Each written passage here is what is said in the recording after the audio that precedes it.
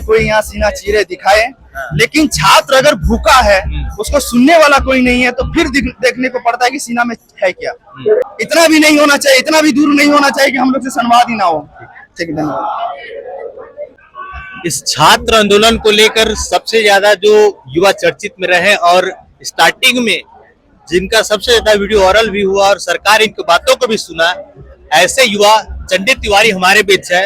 इसे जानना चाहेंगे, कल सरकार से वार्ता हुआ लेकिन इनकी मांगों को सरकार पूर्ण रूप से अभी तक माने नहीं है। उनका कहना है कि इन पे हम लोग कार्य कर रहे हैं, तो इनके आगे की क्या रणनीति है और किस तरह से ये इन चीज को लेकर चलते हैं। सरकार, कल हम लोग के सरकार से वार्ता हुई है और सारी मांगों को सरकार के सामने रखा गया है। सरकार से बात हुआ है, अब सरकार देखिए इस पर क्या डिसीजन लेता है। अभी तक हम लोग ने 10 तारीख को विधानसभा घेराव रखा और तमाम 24 जिले के स्टूडेंटों को, उनके माता पिताओं को आह्वान करते हैं कि वो इस आंदोलन में आए और हमारा जो बल है, आत्मबल है, मतलब जो शक्ति है कि हम जो शक्ति से यहाँ आए कि जीतने के लिए ये सारे एग्जाम रद्द हो, फेयर एग्जाम हो, इसके लिए हम आंदोलन अनिश्चितकालीन कर रहे हैं। तो उसका हमको समर्थन चाहिए और आप आइए। कहीं ना कहीं गार्जियन, छोटे बच्चे, बड़े बच्चे, जो भी हो, जो समर्थन, क्योंकि ये शिक्षा व्यवस्था को बदलना है, इस सिस्टम से लड़ रहे हैं। आप जानते हैं कि कितने आदमी हम लोग के पीछे लगे हुए हैं, तो आपको आना पड़ेगा, आपको दिखाना पड़ेगा, बहुत मात्रा में आना पड़ेगा। स्टूडेंट को घर से निकलना पड़ेगा और सभी पेरेंट्स को मैं बोलता हूँ कि अपने बच्चों को भेजें। यही हमारा। अगर 10 तारीख को जो आप बोल रहे हैं कि हम लोग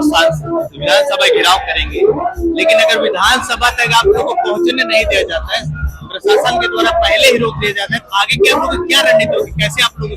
देखिए, ये एक तरह का शिक्षा सत्याग्रह हम लोग कर रहे हैं, तो हम लोग कोई किसी भी तरह का कोई भी स्टूडेंट अहिंसा तो नहीं करेंगे, मतलब हिंसा नहीं करेंगे। हमारा मकसद है बस शिक्षा व्यवस्था में सुधार। हम लोग प्रोटेस्ट करने जा रहे हैं, सरकार क्या करेगा नहीं करेगा उसको हमको नहीं मालूम है, लेकिन हमारा मांग वहाँ विधानसभा घेरना है। हम लोग घेरेंगे, अपना मांग को शांतिपूर्वक सरकार को सुनाएंगे और फिर देखेंगे कि सरकार क्या कर रहा है। उसके बाद हेमंत सोरेन जी का बयान है कि हम सीना चीर के नहीं दिखा सकते, भैया हम क्या कर रहे हैं, उसको लेकर आप क्या बोलते हैं? हम नहीं बोलते हैं कोई यहाँ सीना चीरे दिखाए, लेकिन छात्र अगर भूखा है उसको सुनने वाला कोई नहीं है तो फिर देखने को पड़ता है कि सीना में है क्या।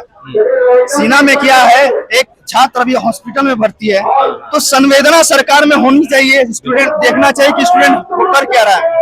हम लोग मजबूर हो गए इस आंदोलन को करने के लिए। इतना सिस्टम में भ्रष्ट हुआ है, मतलब सरकार सिर्फ दिखावा कर रहा है। आप देखिए, आप जब हम सब चीज मांग पहुंच चुकी है, हम भूखे यहाँ पर बैठे हैं, तो सरकार कितना दूरी है। सरकार मुखिया को, हमारे राज्य के मुखिया को यहाँ पर आना चाहिए। इतना भी नहीं होना चाहिए, इतना भी दूर नहीं होना चाहिए कि हम लोग से संवाद ही ना हो।